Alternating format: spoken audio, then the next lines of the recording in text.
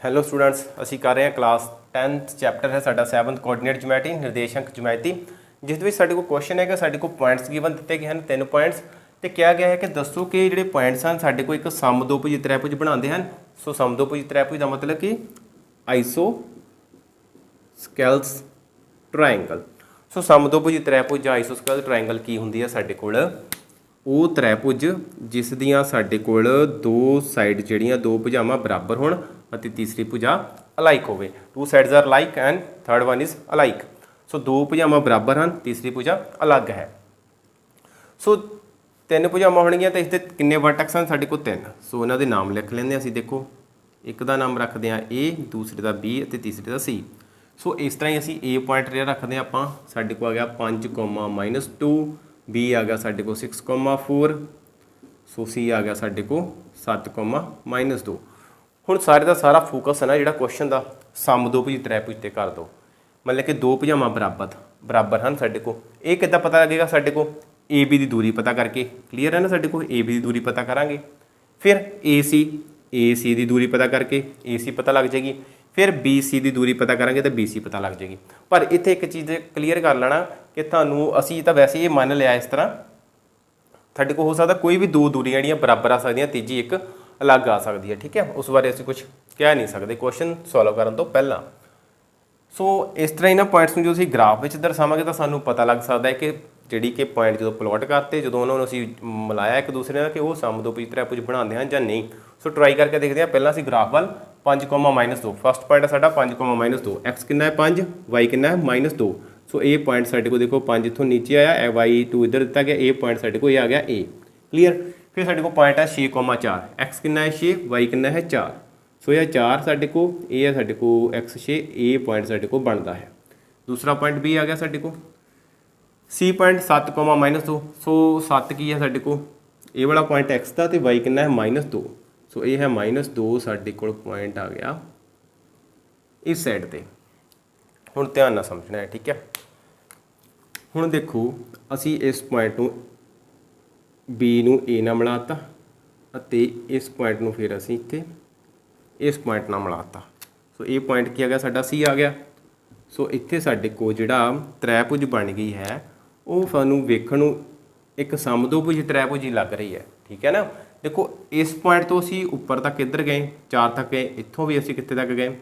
4 ਤੱਕ ਹੀ ਜਾ ਰਹੇ ਹਾਂ। ਠੀਕ ਹੈ ਨਾ? ਦੇਖੋ 4 ਤੱਕ ਹੀ ਗਏ, ਨੀਚੇ ਸਾਡੇ ਕੋਲ ਇੱਕ ਸਾਈਡ ਅਲੱਗ ਆ ਗਏ। ਹੁਣ ਅਸੀਂ ਦੂਰੀ ਕੱਢ ਕੇ ਪਤਾ ਕਰਾਂਗੇ ਕਿ ਸਮਦੋਭੁਜ ਤ੍ਰਿਭੁਜ ਹੈ ਜਾਂ ਕਿ ਨਹੀਂ ਹੈ।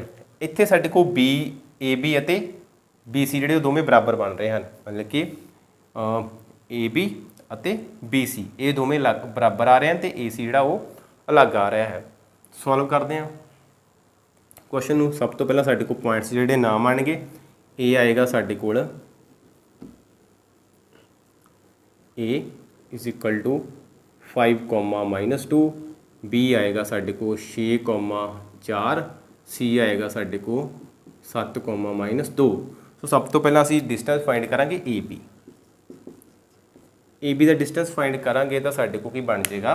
B ਦੇ ਪੁਆਇੰਟ 'ਚੋਂ ਇਹਦੇ ਪੁਆਇੰਟ ਮਾਈਨਸ ਕਰਾਂਗੇ, ਸਾਡੇ ਕੋਲ ਆ ਗਿਆ 6,-5 ਦਾ ਸਕੁਅਰ ਪਲੱਸ 4। ਦੇਖੋ ਹੁਣ ਧਿਆਨ ਨਾਲ ਸਮਝੋ, 6 ਚੋਂ ਮਾਈਨਸ ਕੀ ਕਰਨਾ ਹੈ? 2 ਕੱਚ ਹੈ ਮਾਈਨਸ ਦੇ ਵਿੱਚ। ਅਤੇ ਇਹ ਅਸੀਂ ਆਪਣੀਆਂ ਪਹਿਲੀਆਂ ਕਲਾਸ 'ਚ ਵੀ ਗੱਲ ਕੀਤੀ ਹੈ ਕਿ ਜਦੋਂ ਮਾਈਨਸ ਵਾਲੀ ਸੰਖਿਆ ਨੂੰ ਮਾਈਨਸ ਕਰਦੇ ਹਾਂ ਤਾਂ ਅਸੀਂ ਉੱਥੇ ਕੀ ਹੁੰਦਾ ਹੈ? ਪਲੱਸ ਹੋ ਜਾਂਦਾ ਹੈ। ਠੀਕ ਹੈ। ਸੋ ਇੱਥੇ ਸਾਡੇ ਕੋਲ ਕੀ ਬਣ ਜਾਏਗਾ? +2 ਦਾ ਹੋਲ ਸਕੁਅਰ = 6 - 5 1 ਦਾ ਸਕੁਅਰ ਪਲੱਸ 4 + 2 6 ਦਾ ਸਕੁਅਰ। ਸਾਡੇ ਕੋਲ ਆ ਗਿਆ 1 ਦਾ ਸਕੁਅਰ 1, 6 ਦਾ ਸਕੁਅਰ 36। ਸੋ = ਆ ਗਿਆ √37। ਸੋ ਇਹ ਸਾਡੇ ਕੋਲ ਜਿਹੜੀ AB ਹੈ ਉਹ ਪ੍ਰਾਪਤ ਹੋ ਜਾਂਦੀ ਹੈ। ਫਿਰ ਅਸੀਂ ਆਪਣੀ BC ਜਿਹੜੀ ਉਹ ਪ੍ਰਾਪਤ ਕਰਨੀ ਹੈ। ਸੋ BC ਲਿਖਿਆ ਸੀ ਤਾਂ C ਦੇ ਪੁਆਇੰਟ 'ਚੋਂ B ਦੇ ਪੁਆਇੰਟ ਮਾਈਨਸ ਹੋਣਗੇ ਤਾਂ ਸਾਡੇ ਕੋਲ ਆਏਗਾ, ਦੇਖੋ 7 - 6 ਦਾ ਹੋਲ ਸਕੁਅਰ ਪਲੱਸ -2 -4 ਦਾ ਹੋਲ ਸਕੁਅਰ। ਸਾਡੇ ਕੋਲ ਆ ਗਿਆ 7 - 6 ਕਿੰਨਾ ਆ ਗਿਆ? 1 ਦਾ ਹੋਲ ਸਕੁਅਰ ਪਲੱਸ -1 - 2 ਕਿੰਨਾ ਹੋ ਗਿਆ? -6 ਹੋਲ ਸਕੁਅਰ। ਸਾਡੇ ਕੋਲ ਆ ਗਿਆ 1 ਦਾ ਸਕੁਅਰ ਕੀਤਾ 1 - 6 ਦਾ ਕੀਤਾ 36। ਸੋ ਪੋਜ਼ੀਟਿਵ 'ਚ ਹੀ ਆ ਜਾਏਗਾ ਸਾਡੇ ਕੋਲ। ਇਹ ਆ ਗਿਆ √37। ਸੋ ਇਹ ਆ ਗਿਆ ਸਾਡਾ BC। ਫਿਰ ਰਹਿ ਗਿਆ ਸਾਡਾ AC। ਸੋ AC ਦੇਖਦੇ ਕੀ ਆਉਂਦਾ ਸਾਡੇ ਕੋਲ। C ਦੇ ਪੁਆਇੰਟ 'ਚੋਂ ਇਹਦੇ ਪੁਆਇੰਟ ਮਾਈਨਸ ਕਰੋ, 7 - 5 ਸਕੁਅਰ प्लस -2 देखो फिर माइनस की वैल्यू में माइनस करना है साढ़े को हो गया प्लस का 2 तो वह हो गया स्केयर। ध्यान ना समझो असी माइनस वाली 2 ਨੂੰ ਜਿਹੜਾ है ना माइनस करना इतने ठीक है तो साढ़े को हो जाएगा प्लस किमें होएगा ध्यान ना देख लो -2 -2 यही लगने से ना साढ़े को -2 तो इतने साढ़े को +2 बन गया। सो यही असी इतने लिखना है -2 + 2 ध्यान च रखना है जो माइनस वाली वैल्यू में माइनस किया जाता है तो असी प्लस कर देंगे हाँ। 7 - 5 साढ़े को होगा 2 का स्केयर प्लस -2 + 2 कैंसल हो गया साढ़े को एक वैल्यू माइनस प्लस ਜਾਂ ਅਸੀਂ ਇਸ ਤਰ੍ਹਾਂ ਲਿਖ ਲਈਏ 2 - 2 = 0 ਹੀ ਆਏਗਾ। ਸੋ ਸਾਡੇ ਕੋਲ ਬਚਿਆ ਕਿ 2 ਦਾ ਸਕੁਅਰ = ਕੀ ਆ ਗਿਆ 2 ਦਾ ਸਕੁਅਰ 4। ਸੋ 4 ਦਾ ਰੂਟ ਕਿੰਨਾ ਆ ਗਿਆ ਸਾਡੇ ਕੋਲ 2। ਸੋ देयरफॉर AC ਕਿੰਨਾ ਆ ਗਿਆ 2 ਆ ਜਾਂਦਾ ਹੈ। ਹੁਣ ਅਸੀਂ ਆਪਣੇ ਨਾ ਕੁਐਸਚਨ ਵੱਲ ਚੱਲਦੇ ਹਾਂ।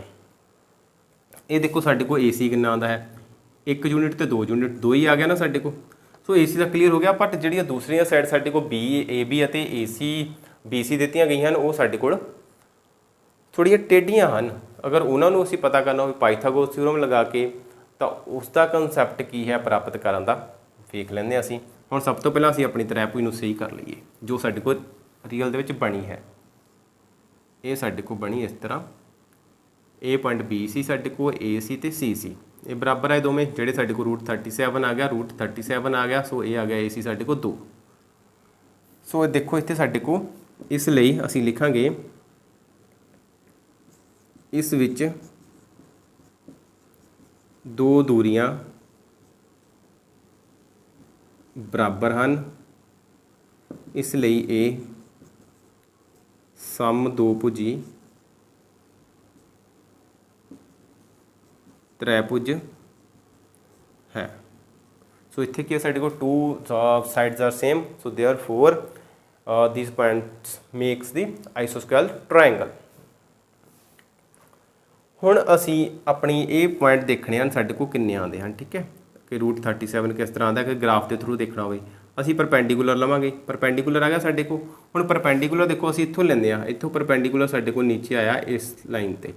हुण बॉक्स गिण लो किन्ने बने 1 2 3 4 5 एंड 6 ये बने 6। इसका मतलब कि ये साइड आ गई साडे को 6। हुण देखो साडे को त्रिभुज बन गए इधर ए पॉइंट B इनू रख लो D नाम D आ गया ये आ गया A ये आ गया साडे को 6। सो नीचे जोड़ा बेस है साडे को कितना है 2 दिता गया है। क्लीयर।